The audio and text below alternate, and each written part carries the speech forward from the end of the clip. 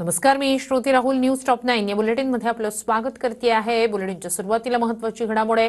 मविया EVM आणि निकालाबाबत एकत्र सुप्रीम कोर्टात याचिका दाखल करणार आहे. शुक्रवारी सुप्रीम कोर्टात एकत्र याचिका दाखल करणार असल्याचं प्रशांत जगताप यांनी सांगितलंय. पवार गटाच्या पराभूत उमेदवारांची दिल्लीतली बैठक संपलेली आहे. राज्यातील मतमोजणीत गडबड झाल्याचं केजरीवालांचं म्हणणं आहे.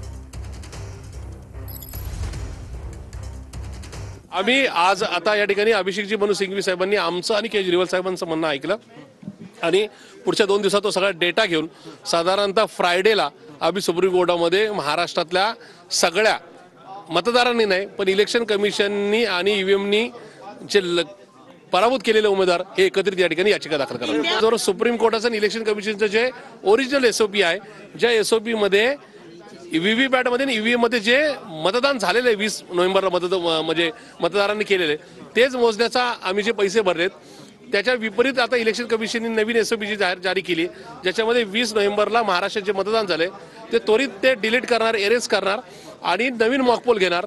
एक अर्थे मतदारांनी जो दिलेला खरा कौल आहे तो लपवण्याचा किंवा तो डिलीट करण्याचा जो इलेक्शन कमिशनचा इरादा आहे त्याला कुठेतरी केंद्र सरकारचा पाठिंबा किंवा केंद्र सरकारच्या इशाऱ्यावर इलेक्शन कमिशन असतंय.